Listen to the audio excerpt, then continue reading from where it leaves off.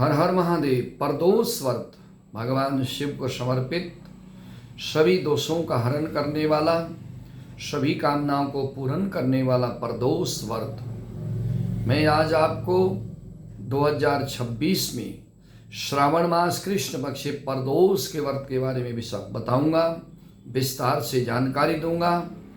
प्रदोष का व्रत किस दिन करें, प्रदोष काल किस समय होता है, प्रदोष काल में किस तरह से किस सामग्री से भगवान शिव की पूजा करें, प्रातःकाल के समय में व्रत को धारण करके भगवान शिव की किस वस्तु से पूजा करें, पूजा की सामग्री क्या है और व्रत किस दिन रखा जाएगा, इसके बारे में मैं आपको विस्तार से जानकारी देने जा रहा हूँ।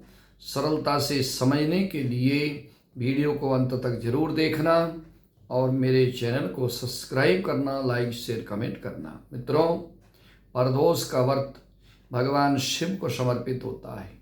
इस व्रत के करने से जीवन में जाने अनजाने में किए हुए पाप नष्ट होते हैं, सभी दोषों की निवृत्ति हो जाती है, मनवांछित फल की प्राप्ति होती है।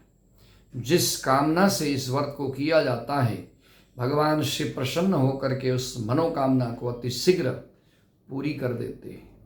2026 में प्रदोष का व्रत 10 अगस्त 2026 सोमवार के दिन है। सोमवार के दिन पढ़ने से यह व्रत सोम प्रदोष व्रत कहलाएगा। श्रावण मास में सोमवार के दिन प्रदोष व्रत पढ़ने से इसका फल और भी अधिक प्राप्त होगा।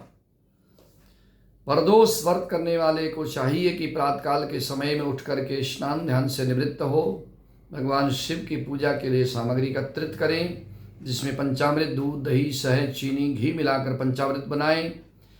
जल, गंगा जल, बेलपत्र, आग, धतूरा, चंदन, अक्षत, फल, फूल, यज्ञोपवीत इत्यादि सामग्री लेकर के भगवान शिव के मंदिर में जाएं, या आपके घर में अगर भगवान शिव विराजमान हैं, शिवलिंग विराजमान हैं, तो आप घर में भी कर सकते हैं, नहीं तो आप मंदिर में जाएं।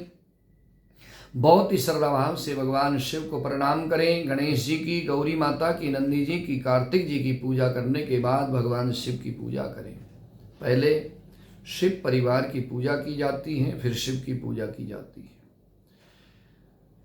भगवान शिव की पूजा के समय में सबसे पहले जल अर्पण करें, फिर पंचामृत से स्नान कराएं। ओम नमः शिवाय बोलते हुए, आपको मंत्र नहीं आता तो कोई बात नहीं, आप ओम नमः शिवाय इस पंचाक्षरी मंत्र को जपते हुए भगवान शिव की पूजा कर सकते हैं।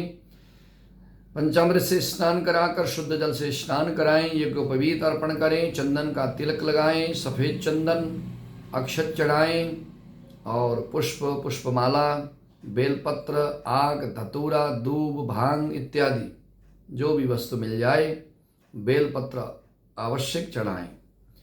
बेलपत्र से भगवान शिव की पूजा पूर्ण होती है, और सामग्री मिले चाहे ना मिले, बेलपत्र चढ़ा देना तो उससे जो है शिव की पूजा संपूर्ण हो जाती है। और उसके बाद भगवान शिव की आरती करें, प्रणाम करें, व्रत को धारण करें, दिन भर निराहार रहकर सायंकाल के समय में फिर प्रदोष काल में फिर दोबारा भगवान शिव की पूजा करें, क्योंकि प्रदोष व्रत में प्रदोष काल के समय में पूजा करनी आवश्यक है। प्रदोष काल सूर्य अस्त होने से कुछ समय पहले और कुछ समय बाद का जो समय होता है उसको प्रदोष काल कहा जाता है। उस समय आप जो है भगवान शिव की पूजा करें। जिस सामग्री से आपने प्रातःकाल के समय में पूजा करी, उसी सामग्री के द्वारा सायंकाल को भी भगवान शिव की पूजा करें। सायंकाल को एक प्रसाद बना करके ले जाएं, जिसमें चूरमा हो या और कोई प्रसाद हो।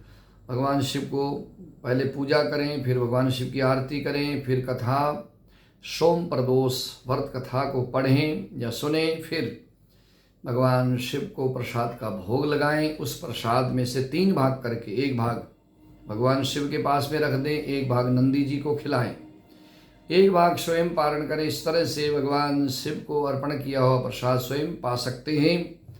ऐसे प्रदोष का व्रत धारण करने से जीवन में मनसा वाचा कर्मणा, मन कर्म वचन के द्वारा जाने अनजाने में किए हुए सभी पाप नष्ट हो जाते हैं और मन वांछित फल की प्राप्ति होती है।